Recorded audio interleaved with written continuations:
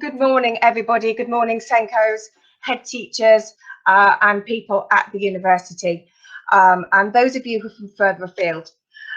This conference is the culmination of a 3.5-year project, extended because of the pandemic, which has involved Derby schools, PSG, SSG, the local authority, Department for Education, and the university in a shared endeavour to improve outcomes for children and young people with special educational needs and disabilities in Derby City. The achievements of the OA Send project are generated through collaboration, and that's a collaboration which everyone here today is continuing to support and contribute to. So on behalf of the OA board, may I take this opportunity to thank you for your participation.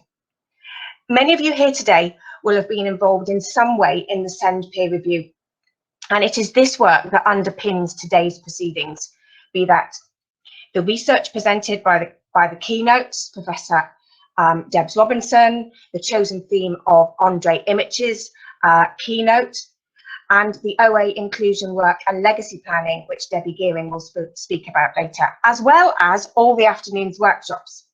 May I also extend a very warm welcome to those of you who are joining us from localities other than Derby City. The OA Send team in Derby are delighted to be sharing what they've learned with a wider audience and really welcome your engagement.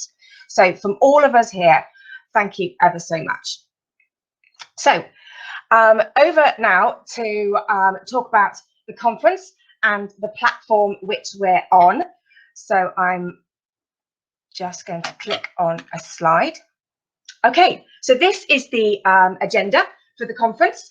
I've done the welcome myself, as you've been hearing, and then we'll be handing over to Andre Imich, and then we shall have a break time at 10:30, and then we'll be having a second keynote, which is about the work of the opportunity area and the research findings from Professor Debs Robinson. And then an update on the OA work and where it's going next from Debbie Gearing. And then I won't run through all the workshops, but as you can see, they're laid out there for this afternoon. And I recommend that you have a look at which ones you're really interested in going to, and then you can select those. So it's a pleasure to have you here at this online event. Of course, it's a bit different than all getting together in one space, but I hope no less engaging. So first of all, well done for registering and getting into this session. If at any point throughout the day you have any technical difficulties and can't locate the session you're trying to be in, you can just go back to the reception page of the conference, which is located in an icon on the left. And then click on the help desk. I've been in there myself twice this morning already, and they're wonderful. And you'll find Dan's in there at the moment, Michael is around, and Paul will also be there this afternoon. And they'll be able to help you out with any technical issues if you're feeling that you can't find where you're wanting to go to, etc. Also, if you click on the reception icon, you'll be able to see which events are currently happening. So as we get towards the afternoon, you'll be able to click on the workshop that you want to go to. Just like a face-to-face conference, you can chat in sessions. You can, oh, excuse me. Let me just have a sip of water. You can send direct messages to others at the conference, and you can ask questions. So let's try that now for just a moment. If you have a look and click onto the people section of the conference, located towards the top right of your screen, and you scroll down, you'll be able to find your name and the names of everyone else who's here at the conference. If you can locate your own name and then click on the name of the person near you, or a name that you recognize, and see when you click on that, you'll see that you can send them a message. So okay, let's this is the equivalent of turning to the person next to you and saying hello, but in an online way. So let's just see if you can send a message to someone else at the conference. I'll give you a moment to do that.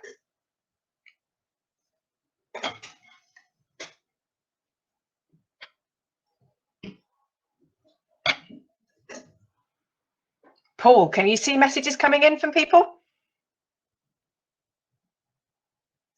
Not me directly. Hang on.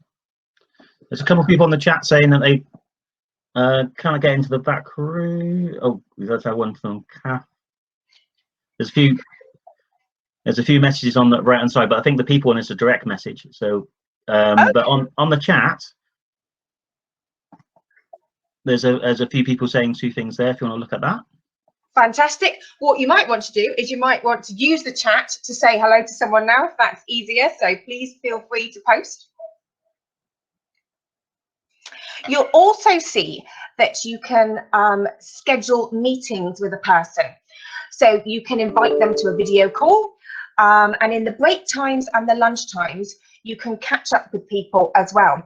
You'll see on the left-hand side of the screen, there is a networking function on the platform. If you click that function at break time, you'll meet with people for 5 minutes with someone else who's using the function at the same time. After 5 minutes, the call will end. You can extend the meeting if you like, just as you would if you were standing by the coffee machine. You can keep going for longer. You can exchange contact details electronically, or you can just say goodbye, just as you would at any other conference. Near the people function and the chat function, you'll also see there's a Q&A function. I'll keep my eye on the Q&A throughout this morning's events particularly. And what I will do is I will gather your questions together at the end to put to the presenters. So please do use this function. You can ask questions anonymously or include your names. It's entirely up to you.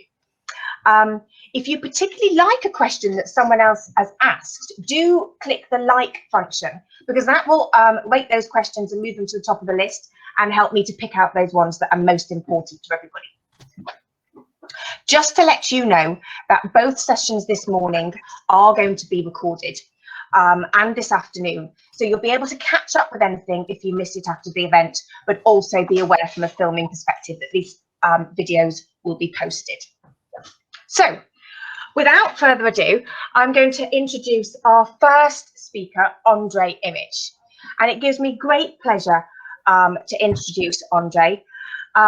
He's well known in the field of special educational needs, and since April 2010, Andre has been working for the DFE in the role of SEN and Disability Professional Advisor.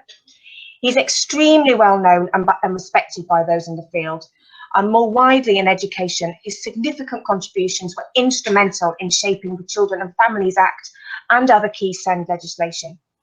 Andre is an experienced teacher, educational psychologist and senior officer in local authorities. He was a director in the National Strategies SEN Advisory Team, providing support and challenge to local authorities in implementing the government's strategy for special educational needs. He's also worked as an advisor to Brian Lamb, who you may remember a couple of years ago was our keynote presenter. As you know, the work of the opportunity area is funded by the DFE. So it gives me the greatest pleasure to welcome Andre and to speak with us here today about SEN leadership, current challenges and ways forward. So a little ahead of time, which is unusual for a conference, I'm going to hand straight over to Andre, if that's okay with you, Andre. That's fine, Jerry. I'm now going to share my screen. Oh, Paul? Sorry. We've got Kath Mitchell on the call now. She's managed to join us. So do you want to go to Kath first? Sorry. I will stop sharing. So we'll let Kath do her bit and then Andre be on action, because I know there was a few issues this morning, so we kind of retook the time. So sorry, Andre, just to cut in there. No problem at all. Just so we can have Kath do her bit first. Thank you. Thank you for standing in. Okay, good morning, everybody. Can you hear me? We can, Kath, that's lovely. Okay, I'm really sorry that I was late, but I clearly didn't follow all my instructions and I arrived into all different parts and it kept pushing me out. However, just to say, I'm Professor Kathryn Mitchell, I'm Vice-Chancellor at the University of Derby, but for this conference, most importantly, I'm Chair of the Opportunity Area Derby. First of all, a huge welcome to everybody to the second OA funded SEND conference, and it's a great privilege to be here today. I really feel extremely proud of the people that will be partaking today I'm also delighted by the quality and calibre of the speakers, and Andre, you're already nearly got a head start. So, you know, it's fabulous to have people participating. But this project of the OA has been, it's now moving into its 5th year. And the work that many of the, I suppose the conference is a culmination of 3.5 years of people's commitment to looking at SEND and inclusion in the city of Derby. And it's a collaboration of all of our SEND schools, our primary school group, our secondary school group, really importantly, the local authority, who I think over the last 4 years have really participated well with all of our schools and all of our communities. But fundamentally, the DFE, because initially, I think we were a little bit anxious that this city got the opportunity area money. And now I think working with the DFE and also listening to the minister, the opportunity areas are seen as one of the most successful base-placed projects that has ever been for education. And personally, somebody who has worked in education all my life, I was not as knowledgeable about SEND and inclusion and of the importance that we should be placing on the way and the education in that area, because actually it fundamentally for me supports the delivery of education for everybody. Because if we can get inclusion right, then for me, we will get education right. So there has been huge successes in the last 3.5 years of this project. And it has, for me, meant that participation across our city between also all the areas I've mentioned, but fundamentally for me and proudly for me, the role the university's been able to play is really important, because I don't think we were as close to our city, and I don't think that actually we're all benefiting from each other in the way that we have been over the last 3.5 years. And I suppose for me, this conference is only the second, and I hope to be, you know, when I'm probably old and grey. I'm quite grey now at the moment. I just needed to, you know, make changes to the colour of my hair, but I am grey, particularly with a pandemic. But what I would say to you is that I hope I'm still attending as an attendee in 10 years' time to this conference. So many of you, I'm certain, are not part of Derby City, and so we're delighted that you've joined us today. And I'm sure that you're involved in SEND peer review, which has been fundamental, I think, to the work that we've done in Derby. But also, I'm really keen as a chair of an OA to now start to look for partners across nations, across cities in the UK. But I would be really keen that from this conference, we can look at new ways of funding partnership around SEND and inclusion. We're really, I think, lucky today that we have got the outstanding speakers, and I'm sorry that I interrupted you, Andre. But firstly, I'd just like to recognise the work of Professor Debs Robinson from the university. I think your commitment, Debs, to SEND and to our city is phenomenal, and I thank you deeply for your commitment to that. I know that Andre was going to talk about senior leadership and the importance of that in education, but particularly in SEND. And I feel that in the opportunity area in Derby, the commitment of our academics, our teaching staff, our local authority, as I've already said, actually does allow us to demonstrate that strength of leadership across a city that I do believe has been fundamental in how we've been able to deliver our SEND projects. But as everybody knows, the people on the board of the OA are strategic and are critical to make sure that voices are really clearly articulated for our young people in our city. And I want to make a personal thanks to Deb Skeering for her unwavering commitment, not only just as her time at the OA board, but to this city.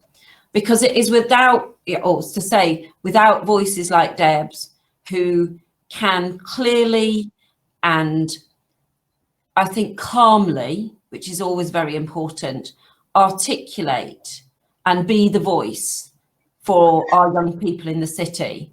I think we've been incredibly privileged, Debs, to have you on our board.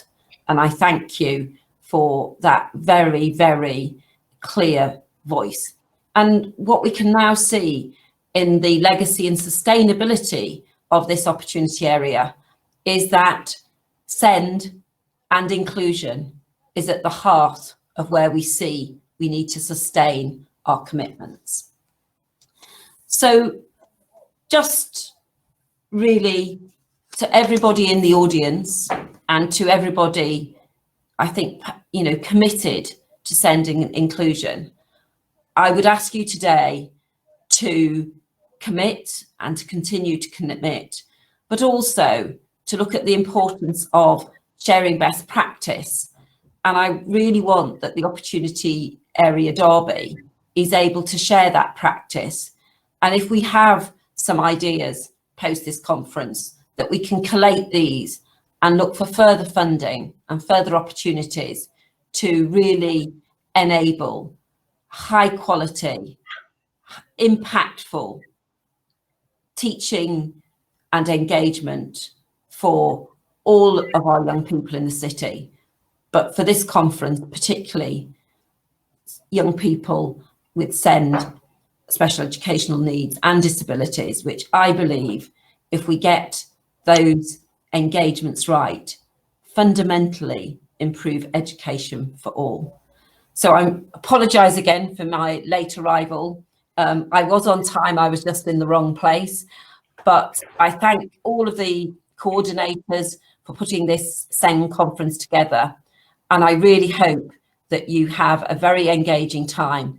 And as I said, I'm really looking forward to the outcomes of this conference so that we can continue to work collaboratively and move all of these projects forward. Thank you very much. Thank you so much, Kath. It's a privilege having you here this morning. Apologies for the technical issues, but it's wonderful to have had you. I am now going to hand over to Andre. Thank you. Right, I'm just going to check that you can see a screen with some slides. We can, Andre. Right, okay, so it's great to be here. What I just want everyone to understand is at the moment, all I'm seeing is one screen with the slide on it and nothing else. So I can't pick up any queries that you're raising, but I will finish in enough time to take any questions. So if there are any posted, or if there is anyone able to ask a question, that will be possible. So I will make sure that I finish in enough time for some follow-up queries. It was great to be invited to join this event. It was meant to be last year, wasn't it? And that would have been great 2.5 years on after the opportunity area started. But things have been the way they are, and we've now moved on another year. Again, it was great to hear from Kath, the reflection on the great success of the opportunity area. I mean, DFE often set up a lot of initiatives. Some are more successful than others. And that's inevitable. You can't predict at the beginning precisely how things will turn out. And it has been brilliant that this opportunity area, particularly in Derby City, has really gelled and begun to make an impact. And I think that's really very powerful. Also, it was heartening to hear from Kath the sort of reflection that we need to get it right for all, and SEN is very important. And it's one of the old sort of adages amongst the SEN population that if a school gets it right for children with SEN, it's definitely getting it right for all children. And I think, again, that's beholden upon leaders in the system to think about how they are organizing the system to support the most vulnerable, because if we are getting it right for them, we're going to be getting it right for all and promoting the progress of all children. So it was great to hear that as well. What I want to do today is really focus on a little bit of recent research. I do think it's very important that that we understand what's going on, that we keep an eye. SEN is a very rich environment for research, and it's hard in the day-to-day management of the system to keep on top of everything that's coming out. So I just want to highlight one or two key ones in recent times. Then data, and I do think we always need to be conscious of benchmarking ourselves, where we are in relation to particular issues, and using data to plan ahead, to use it as a leadership tool for future planning. Of course, we can't forget COVID, and that has changed the agenda in the short and medium term. Whether it does in the long term is difficult to predict. We're currently doing an SEN review. I'll say a tiny bit about that, and then just a bit of reflection on recovery from the pandemic and moving forward generally. So it really is a time for effective leadership. Jerry, I'm assuming that everyone is seeing the slides as I change them. Let me know if that's not happening, otherwise I'll continue. It's correct, Andrea. Everything's just as you would hope. Marvelous, marvelous. Okay, a really powerful and very strong piece of research was produced by the Education Policy Institute back in March, so about 2 or 3 months ago. And it was a major piece of work looking at how we as systems identify pupils with SEND. And one of the most powerful findings that it came up with was that when you look at differences in levels of SEND identification, half of all variation, so a significant proportion of any variation, is explained by which school the child attends. And that was equally true whether the child was on had an EHC plan or was on SEN support. So there are factors within a school that lead to a child being identified as having a special educational need or not. And it's the school factors that are more important than anything about the individual child. And that really is very powerful. I think it's very important for us all to reflect on our identification processes, what we're bringing to bear. Schools seem to be focusing more on communication, language and literacy skills. Local authorities in their decision-making about EHC plans and funding are more aligned with personal, social and emotional development. Disadvantage matters. There is a high correlation between disadvantaged and SEN, but even within disadvantaged neighborhoods, the poorest of the disadvantaged groups lost out to the more affluent disadvantaged groups. So what's going on there? And I think these are all delicate factors that leaders need to tease out in relation to the identification of a child with SEND. Identifying a child with an SEN and disability is a very important decision in a child's life. It's done with the best of intention to help a child make progress, to ensure that they get access to specialist resources. But we also know that it brings children with SEN into that population of children who are who are more likely to end up in the figures for when they leave school for being NEET, not in employment, education or training. We also know that if you're a child with SEN, you're 5 times more likely to be permanently excluded by your school. So the very process of identification of SEN, whilst it's always well-intentioned, it also brings the child into a higher risk group for other less desirable factors, let's say. An interesting piece of research, I think it was in April or May, was to do with identification by season of birth. So summer-born children born in June, July or August, particularly boys, are more likely to be given the SEN label by the end of year 6. So there is a disproportionate level of identification depending on the season of birth. And of course, the quote there is that higher level provisions should be very much based on children's needs and disabilities, and these do not inherently vary by birth season. One can understand children who are coming in June, July and August birth dates as not being at the same level immediately as other children who have already been in school for a while. But one should not run to the SEN label as the way forward for that child. And again, I think that this research reminds us to take note of a variety of factors amongst the population that we are or we are not identifying as having SEN. Some research from Ofsted that came out recently, it's based on small numbers. They did some very in-depth work researching individual pupils' experiences. So it was a small number of children in a small number of schools. So it's not necessarily generalizable to all children in all schools, but the research does give some heads up about factors we need to consider about supporting children with SEND in mainstream. They found that most parents and carers were actually positive with the help and reassurance that teacher assistants gave their children. But there were some worries about the amount of time children spent out of class in small groups or individual interventions. Was this adding to the child's difficulties in the classroom or not? And I think some parents were worried that it might be.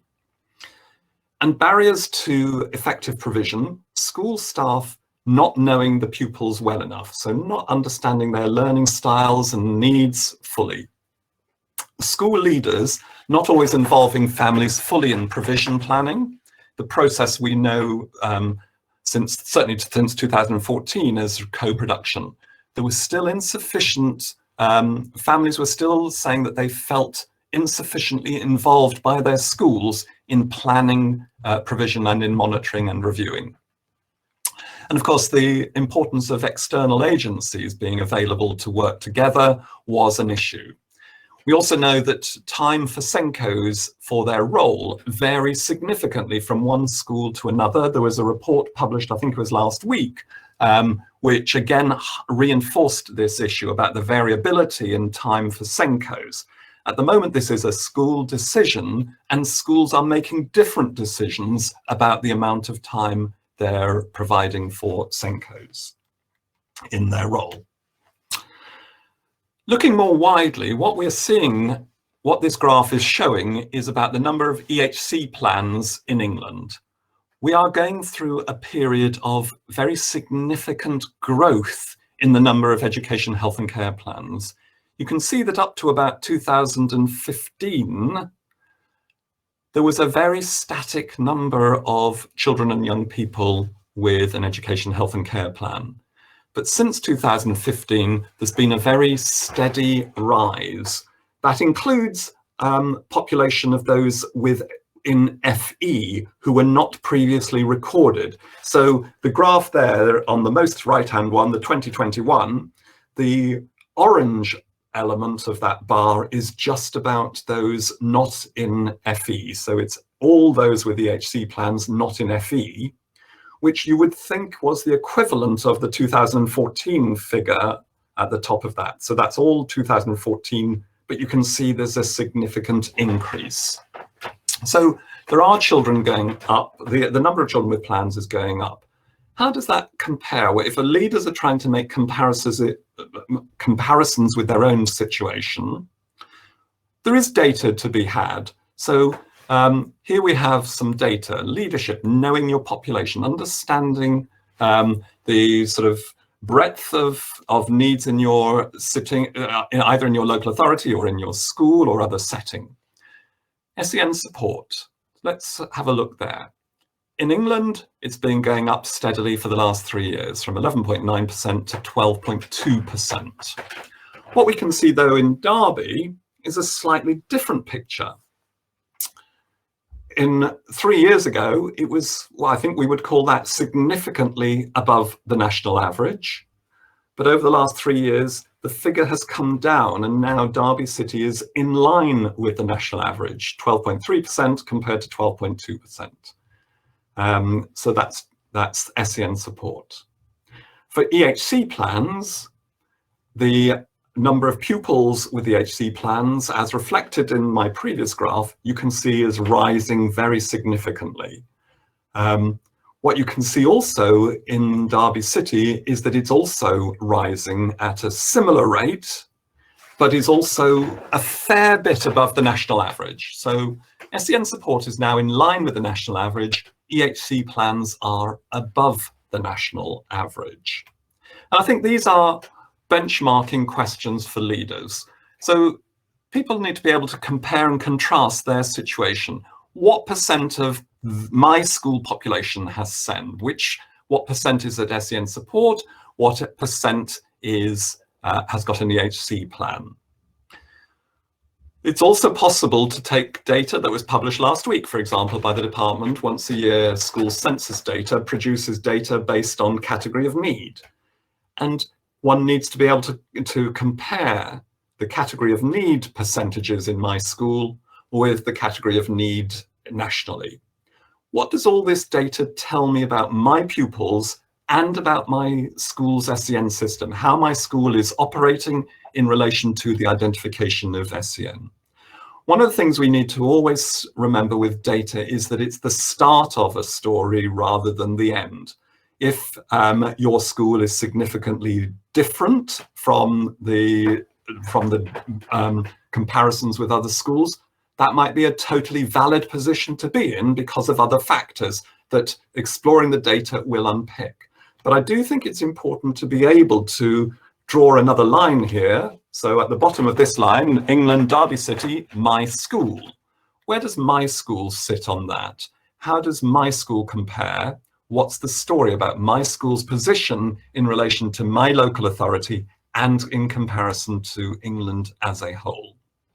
And I think it is important that leaders do take this opportunity every now and then to look at data, to benchmark and to understand what the figures are. And the range of children in schools at SEN support is very, very wide. It might be 12.3% nationally, but the range goes from something like 6% to 45%. Why is that? Now, both figures might be explainable, but I think it's important that leaders are able to make that explanation. Moving on, the 2014 Act also tried to draw in the elements around disability and the needs and rights of disabled pupils, so bringing those together. So there's a duty, which there has been for some time, on schools to make reasonable adjustments to accommodate the needs of disabled pupils. And in fact, during the time of pandemic, that's perhaps even more pronounced, that reasonable adjustments do need to be made more perhaps for disabled pupils than they were being before. The quote there, which I won't read out, but hopefully you can read yourselves, is from a Year 9 young man whose progress I've been following for a while. He has no oral communication. He only uses eye gaze to communicate. He's in a wheelchair and is totally dependent on others for all independent skills, etc. He is in a mainstream secondary school, and the school has made all sorts of amazing adjustments to accommodate him, and he is very happy there. It's very important to him that he's in a mainstream class with his peers. It's been a challenge for the school, but they have never hesitated in providing the support that he needs and working with the local authority and health services. So it's an example there of reasonable adjustments tied in with provision made through the Children and Families Act, through the SEN legislation, that has led to the support for this child throughout mainstream. Another report that came out a couple of months ago was around admission of children with SEND. The school's adjudicator, who arbitrates on issues around and has oversight across the country on admission issues generally, but had a focus this time on admission of children with SEND, found that some schools were resistant to the admission of children with SEND. And of course, anyone on SEN support, there should be no question, well, there is no question in law that they should be in a mainstream school. But they did find that some schools were resistant, including a few cases where the child had an education, health and care plan. The school's adjudicator were surprised and concerned to learn that schools had to be directed to admit children. And particularly at a time of pandemic, one doesn't really think that should be happening. We need to remind ourselves again of the powerful and positive effects of mainstream inclusion. Again, it's really very important, I think, that leaders are fully versed in the research evidence about the impact of mainstream inclusion, because there are, of course, many challenges to that, aren't there? But there is evidence, there's plenty of evidence that inclusion in mainstream demonstrates positive gains in literacy and numeracy for children with SEND. They also show that, on balance, most studies show neutral or positive, or show more neutral or positive effects than negative effects on the academic progress of non-disabled pupils. In other words, sometimes there are concerns expressed that having children with SEN and disability in mainstream schools can have an adverse effect on the progress of other children. That is not borne out by research. And also for those children without SEND, there does seem to be a positive impact on their social and emotional development. There seem to be a reduction in discriminatory attitudes, for example, and higher responsiveness to the needs of others. So I think, again, at a time of challenge, when there are inevitably going to be some, it's important to hang on to the benefits of mainstream inclusion from a research point of view. Let's turn now to the pandemic and the sort of return to school. And I know it's up and down a bit. I've taken the 12th of May. We publish data once a week on data. So it's this was data at the 12th of May. So I've taken that date because since then there have been quite a number of children legitimately missing school because of exam leave and all of that. So this seemed a reasonable time. And again, you can see that at that point in time, the attendance for primary schools was almost back to what it is in a normal year. 96% in a normal year in 2019 to 20. It was at 95%. A bit lower in secondary schools, 89% compared to the normal of about 95%. A bit lower for special schools. Special school attendance at best times is only 90%. It was at 87% in May. And again, EHC plans in all schools was running at about 87%. So very encouraging generally in terms of the message for EHC plans in schools, 87%. It does leave 13%, which is a fairly sizable proportion of children with EHC plans, not in school. How are they being supported? I'll turn to one or two issues around that shortly. But I think one of the things that people learned, and it was probably always there, but sometimes you need something like this for it to be spelt out and to hit you smack in the face, as it were.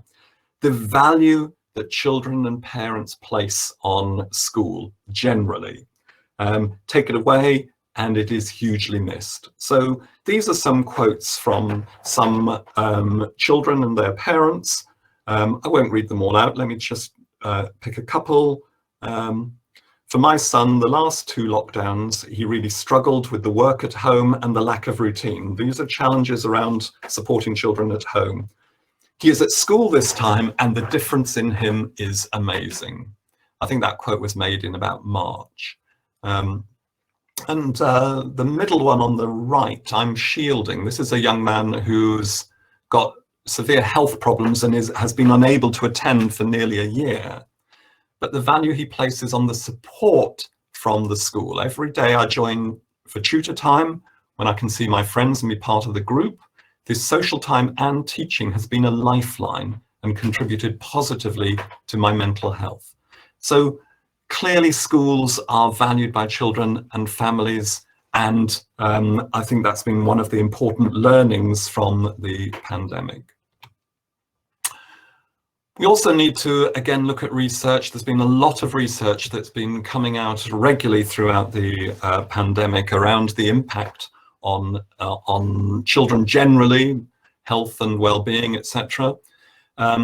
Another significant piece of work which the DFE published last month or this month, a lot of assessment data from 3,000 primary schools, 2,000 secondary schools. All year groups have experienced a learning loss in reading, and the learning losses in maths were even greater. So all children are at risk of falling into this group, those who have experienced a learning loss. Those in high levels of disadvantage have experienced higher levels of loss than other schools. The reasons underneath that are not clear, but it's important for those schools who are in high levels of disadvantage to understand this position. And also that attainment gap, which has been at the heart of dealing with disadvantage over the last 10 years, that attempt to narrow the attainment gap, the impact of the pandemic does seem to be making that wider, which is a very significant concern. So in summary, another piece of work which ties in with that last one, again, the Education Policy Institute have found that disadvantaged pupils experienced greater disruption. This is due to technology. They didn't have access to it. Teacher guidance wasn't as available for them. Learning materials weren't as personalized for them, or they found it hard to access. And they weren't provided with supplemental private tutoring. So there are significant barriers to parent support for home learning. I'll come to that in a second. So, and also pupil engagement in remote learning. Now I'm going to say a bit more about remote learning shortly, but remote learning, remote teaching, something that we really didn't know much about at the beginning of 2020, but halfway through 2021, the world of remote learning has advanced enormously. But what we do know, what we are finding is that pupil engagement in it varies, and there's a number of factors in that. But also, it did seem that those in schools with the highest levels of deprivation had the lowest levels of pupil engagement. There are also issues about mental health conditions.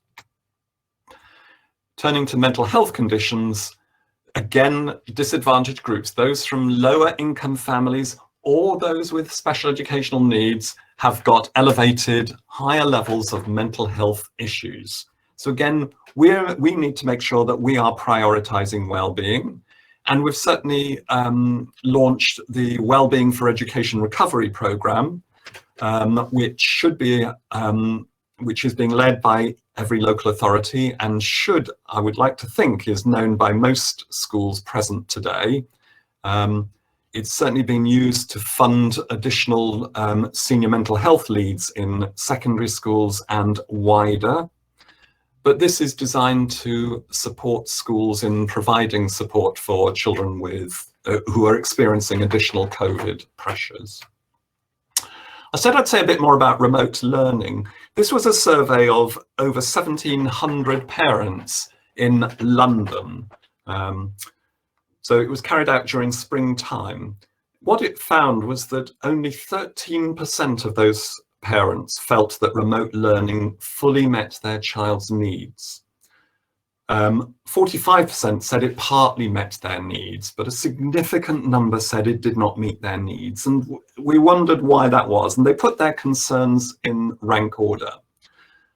So the number one concern, my child does not have the ability to concentrate and learn at home. And again, we know, don't we, that lots of children with special educational needs have attention difficulties. They need lots of adult guidance. They need lots of specialist adult guidance. And that's quite hard for parents to provide at home, and home may not be the right learning environment. So we need to be wary of that. The lack of routine, which was actually mentioned in one of the quotes from the young people, is a problem for some children. Lack of interaction with other children, that's important to children with SEN. Parents not confident to support my child with schoolwork. Children with special educational needs usually require expert and experienced teaching. And we can't expect that to be automatically provided by parents. So in all, we need to be very careful about any assumptions we make that remote learning that's provided for a class will work for children with special educational needs. There are considerable challenges for making it work for that group. And I think we need to be very cautious about the use of remote learning. Of course, it's better than no teaching and learning. But where it's an option, is it really necessary? So the recovery support so far from DfE over the last 12 months has gone up to £3.1 billion across early years, schools and the 16 to 19 sector. That includes the National Tutoring Programme, some teacher training, training for early years staff to support children's learning and development. That includes a very specialist language and communication programme for reception classes. And the forthcoming summer school programs, and a very significant number of mainstream schools have registered for the programs. That's also available to specialist schools who are receiving funding to provide that. So I'm nearly finished. There is an SEND review. It's a cross-government review. It started just before the pandemic, and of course that's had an impact on two things. Firstly, the timescale with which the review is moving. That's had some delay because of the pandemic, but also we want to consider the learning and the issues that arise from the pandemic to see whether there are long-term impacts that need to be addressed. But the review is going to be focusing on three main areas. How do we achieve high quality outcomes? How do we narrow that attainment gap? We want to make sure that we can back mainstream schools to better meet the needs of the majority of children with SEND. So how can schools be more supported than they are? And how can the EHC plan system be more streamlined and consistent? It's a time for effective SEND leadership. That's always been important, but at a time following the pandemic, it's even more important. So some key features would be creating a positive, supportive environment for all pupils, where all pupils feel welcome, where parents seeking a new school feel that they're welcome. Co-production, that issue about working with parents and children and young people, working together, working on joint solutions. Complementing high quality teaching with small group and one-to-one interventions that work well, and attending events like this and other similar events are important because there will be some nuggets that can be picked up. We need to be careful about continuing to deliver the same diet where it's not showing any impact. We need to think differently after a while. SENCOs have an enormous range of knowledge, skills and experience. Are school leaders fully making the most of that and integrating their skills into the overall life of the school and influencing the agenda for children with SEN and wider disadvantaged groups? Having high expectations, expecting more. Focus on reasonable adjustments. It's a statutory duty.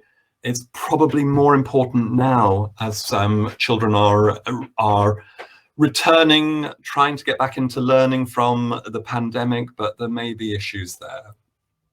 Distributed leadership and teamwork. We can't just leave it to one person. There's got to be a belief across all. Think SEND across the board. Really make sure that everyone has got that in their line of sights.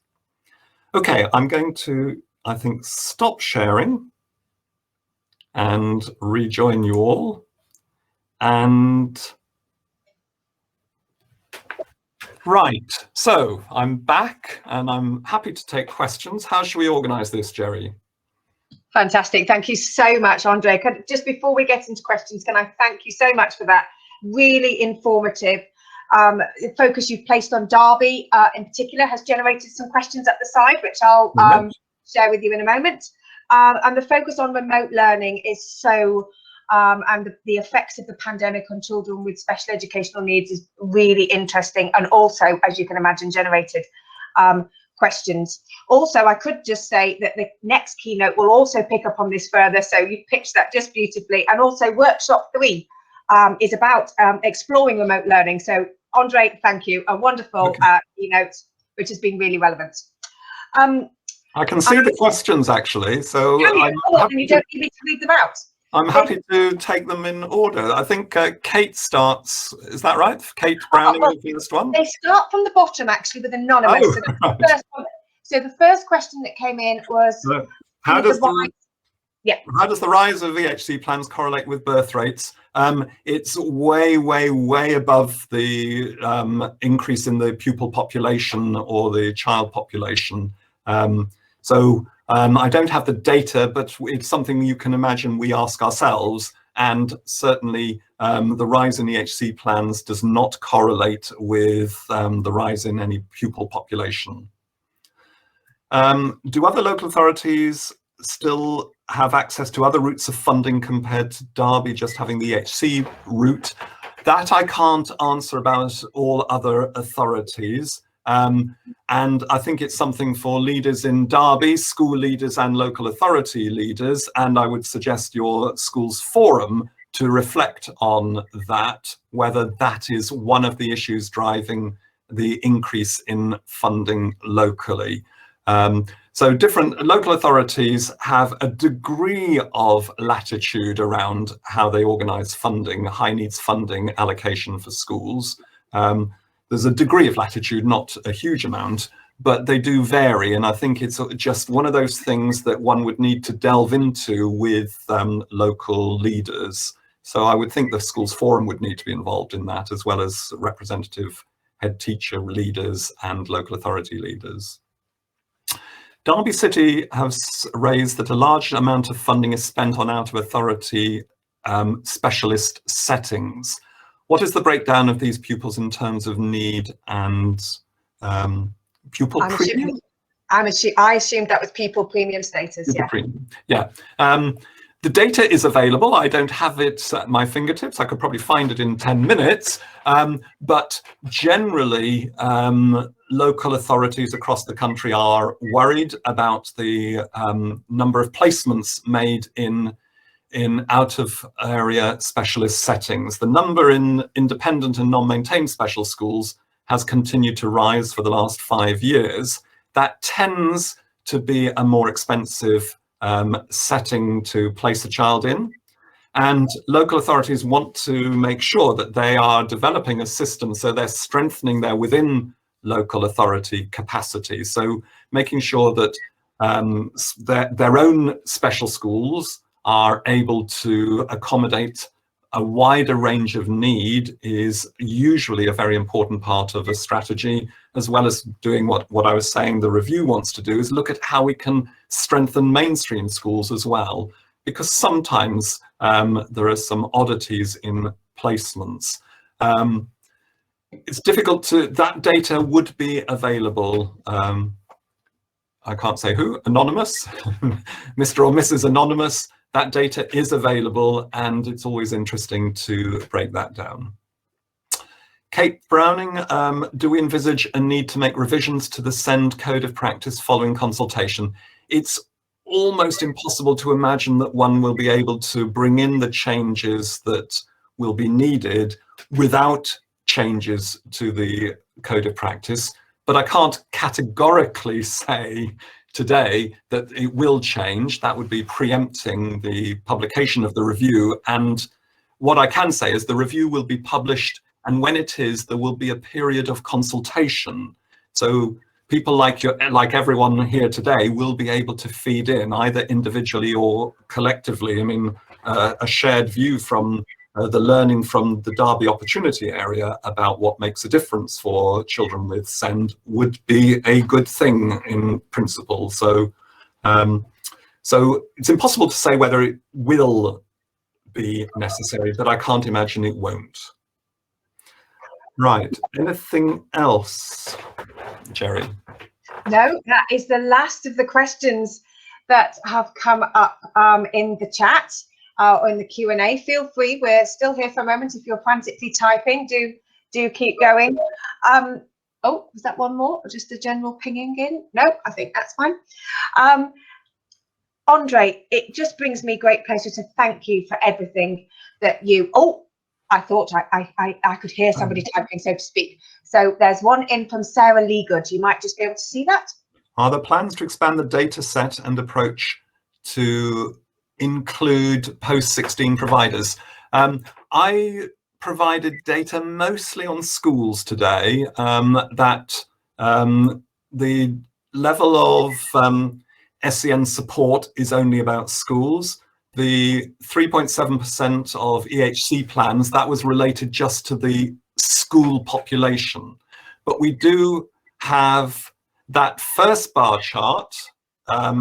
If you remember that first bar, the top end of that was the number of children, of young people not in school. So that includes post-16. The data on post-16 providers is available. What I'm going to take away from this is next time I talk to an audience like this, I need to preempt this question and include some FE-focused data. It is available. Thank you so much, Andre. As we have just a few moments left, and that will just give anyone just a moment if they want to ask another question. If you, if we were to look forward a couple of years, where would you like to see SEND provision, if that's a question that's worth asking? Yeah, I mean, I think increasingly with the changes in the school system, I think schools are becoming much stronger together, and we need to make sure that that brings in SEN, and there's more collaboration, sharing of services, information and expertise amongst schools themselves, and more problem solving at school level without the need to turn to the local authority for support with the more complex. So really building up stronger expertise and services across a range of schools, I think is a really important way forward, the way the education agenda is going. Andre, that's really interesting, of course, to us here in Derby, having done the SEND peer review and generated with expertise among schools. The local authority are supporting with having SEND ambassadors in the city, and people here today will be taking on that role. And I think that collaborative part is what this opportunity area has really brought to us. So I think that seems a wonderful moment to say thank you to you for all your answers. Thank you. Time this morning. We know you have important meetings to go to later on, so we don't want to keep you from those. There will be applause now, so I shall just do it on my own, but I'm sure there's others around. Thank you, Jerry. Yeah, thanks to everyone for all your work over the last 3.5 years. Thank you. Thank you, Andre.